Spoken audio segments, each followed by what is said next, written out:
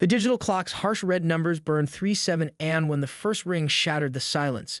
Jake Morgan's hand fumbled across the nightstand, knocking over a half-empty water glass before his fingers finally closed around the vibrating phone.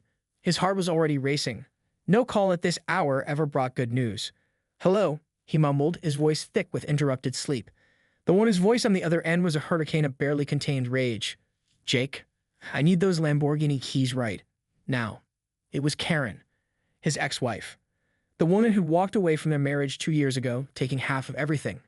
Except, apparently, her ability to create chaos at the most ungodly hours of the morning. Jake sat up, suddenly wide awake. The Lamborghini wasn't just any car. It was a midnight blue Aventador SVJ, a $570,000 masterpiece he'd spent years working and saving to acquire. Every line of that car represented sacrifices, late nights at the tech startup, missed family gatherings, endless networking. It was more than a vehicle. It was a symbol of everything he'd achieved since their divorce. "Karen's 3 a.m, he said, pinching the bridge of his nose. "What are you talking about?" Her laugh was sharp, brittle. "Oh, you know exactly what I'm talking about. Those keys. Now." Something was wrong. Very wrong. Jake could hear something in the background, a muffled sound like fabric rustling, or was that whimpering? His mind raced through scenarios. Was she in trouble? Had something happened to their teenage daughter, Emma? "Are you okay?" he asked, switching from irritation to genuine concern. "Is Emma all right?" Silence stretched between them, charged with an electricity that made the hair on the back of Jake's neck stand up. When Karen spoke again, her tone had changed. It was softer, almost desperate. "I need those keys, Jake. You don't understand what's happening." Outside his bedroom window, a streetlight flickered. The neighborhood was dead silent, save for the low hum of his air conditioning. Jake's mind was a chessboard, trying to anticipate Karen's next move. They'd been divorced for 2 years, but he knew her well enough to understand that this wasn't a random, drunk dial. Something serious was brewing. He glanced at the dresser where the Lamborghini keys typically sat in a custom leather holder, a gift to himself after closing his biggest tech contract. They were exactly where they should be, untouched, unchanged. "Karen," he said slowly, "start from the beginning. What's going on?" Another rustle in the background. A sound that might have been a whisper, or a plea. "I can't explain everything now," she said. "But I need those keys, tonight. And Jake?" Her voice dropped to a near whisper. "Whatever you do, don't call anyone. Not the police. Not Emma. No one." The line went dead. Jake stared at the phone, a cold sweat breaking across his forehead. Whatever was happening, he knew one thing with absolute certainty. This night was about to get very complicated. 30 minutes after the call, Jake hadn't moved from his spot on the bed. The Lamborghini keys glinted under the soft bedroom light, mocking him with their apparent innocence. He'd replayed Karen's cryptic conversation a dozen times in his mind, each replay revealing nothing new, just a growing sense of unease. A sharp knock at the front door made him jump. Jake's house was in a quiet suburban neighborhood, the kind where unexpected visitors were as rare as snowstorms in summer. He approached the door cautiously, peering through the peephole. A tall figure stood outside, partially obscured by the porch light. "Who is it?" Jake called out, not touching the door handle. Silence. Another knock. Louder this time. More insistent. Against his better judgment, Jake cracked the door open, leaving the security chain intact. The man outside was dressed in a tailored black suit that looked expensive. Too expensive for this time of night. Mid-40s, clean-shaven, with eyes that seemed to look through Jake rather than at him. "Mr. Morgan." The man's voice was smooth, professional. "We need to talk about the Lamborghini." Jake's hand instinctively moved to the door chain. "I'm not interested in whatever you're selling." The man didn't move, didn't even blink. "This isn't a sales pitch, Mr. Morgan. This is about Karen, and a very serious situation she's involved in." Something the man's tone made Jake hesitate. Not a threat, something else. Urgency. Concern. The kind of tone that suggested the world was about to become much more complicated than a simple midnight phone call. "I'm listening," Jake said, leaving just enough space in the doorway to show he wasn't completely closing off the conversation. The suited man glanced over his shoulder, scanning the street. When he turned back, a manila envelope appeared in his hand. "Everything you need to know is in here.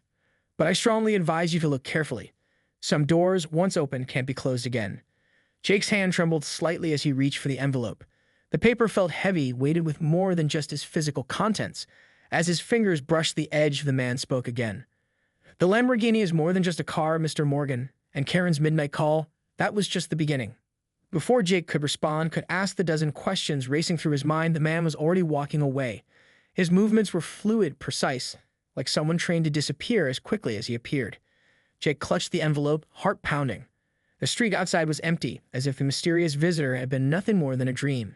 But the envelope was real, heavy, promising answers or perhaps more questions. With trembling hands, he broke the seal. The contents of the envelope spilled across Jake's kitchen counter like a cascade of secrets. Photographs, bank statements, encrypted messages. Each document seemed to peel back another layer of a story far more complex than a simple midnight phone call. The first photograph caught his breath. Karen, but not the Karen he remembered from their divorce.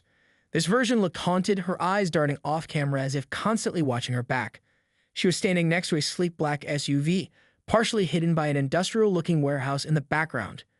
Jake's fingers traced the bank statements. Massive transfers. Millions moving between accounts with cryptic names. Horizon Limited. Black slate investments.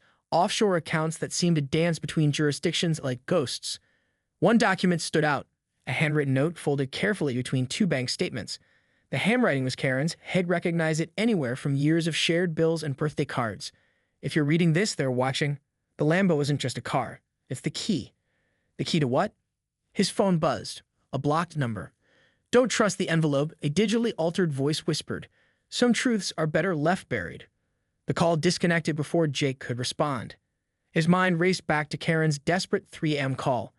The mysterious suited man. These documents that suggested his ex-wife was involved in something far beyond her previous life as a marketing executive. The Lamborghini. Always the Lamborghini. Jake pulled out the car's maintenance records, something he kept meticulously since purchasing the vehicle. Something caught his eye, a service record from 6 months ago. By routine oil change that looked off. The mechanic's name was unfamiliar. The garage location was in a part of the city Jake had never heard of. Another photo slipped from the envelope. This one made his blood run cold. The Lamborghini? His Lamborghini. Parked in that same warehouse from the first photograph.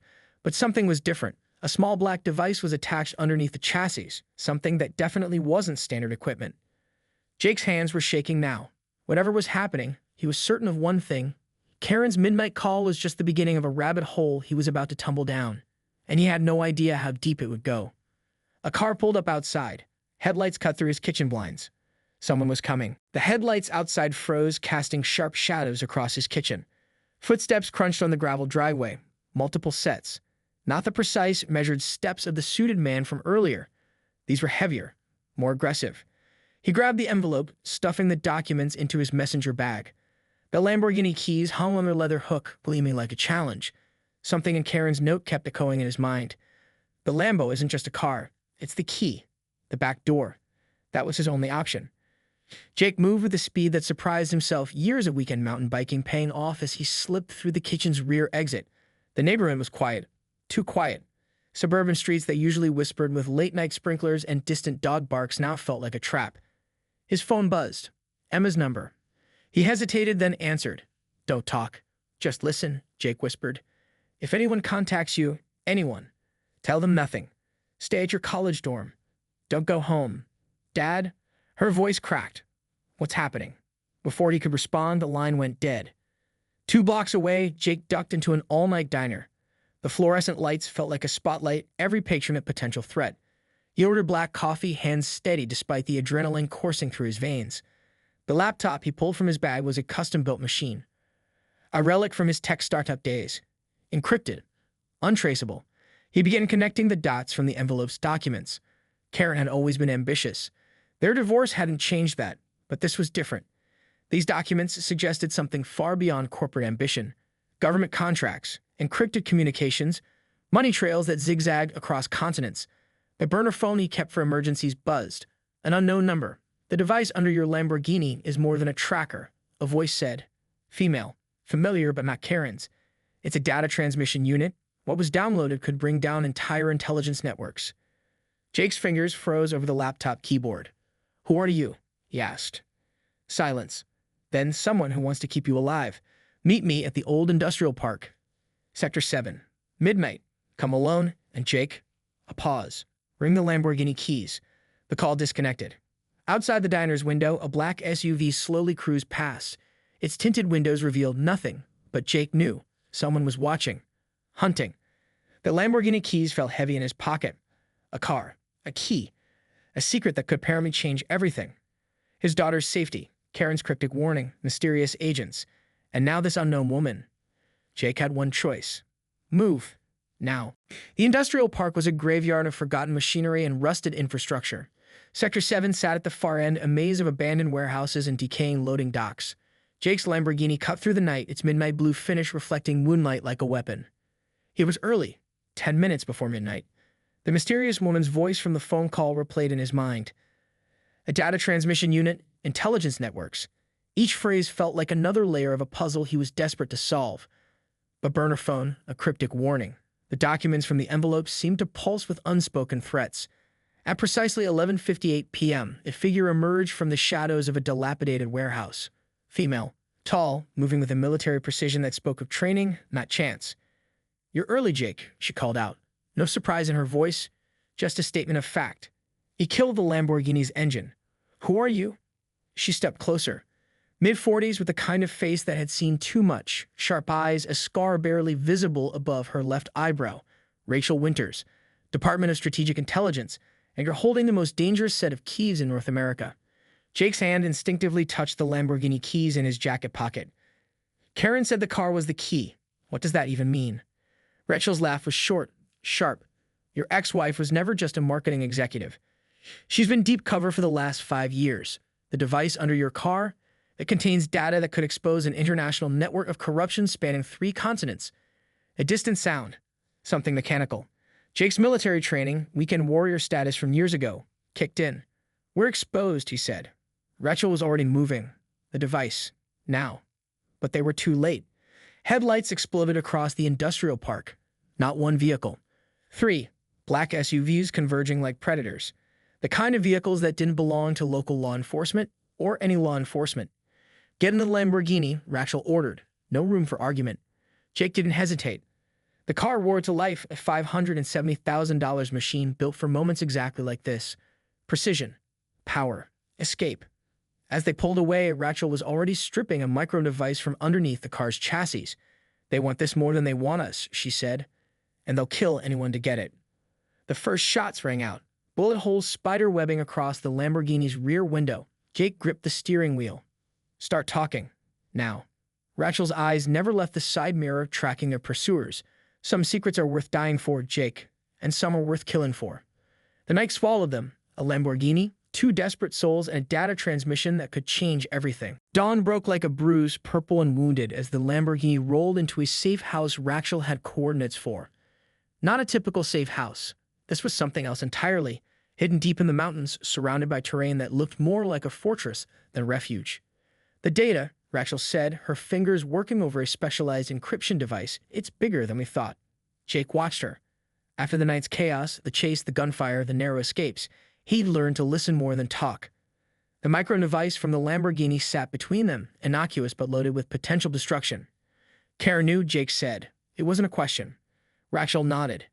"Your ex-wife isn't just an undercover agent. She's the linchpin of a 5-year operation to expose a global network of corporate and government corruption, the kind of conspiracy that could topple governments." His phone buzzed. Emma's number. "I'm safe," came her voice. "Mom called. She said to tell you Operation Nighthawk is complete." The pieces started to connect. The midnight call. The mysterious envelope. The chase. Everything Karen had done, including their divorce, was part of a larger plan. "They'll never stop hunting us," Jake said. Rachel's smile was razor thin. "That's the point." The micro-device began to pulse. A final transmission. Encrypted files spreading across secure networks, revealing secrets that powerful people had killed to keep hidden. Jake looked at the Lamborghini. What had seemed like a symbol of personal success was now something else entirely. A weapon, a key, a message. "What happens now?" he asked. Rachel was already wiping down equipment, preparing to disappear. "Now, we wait. And we watch." Outside, the mountain landscape seemed to hold its breath.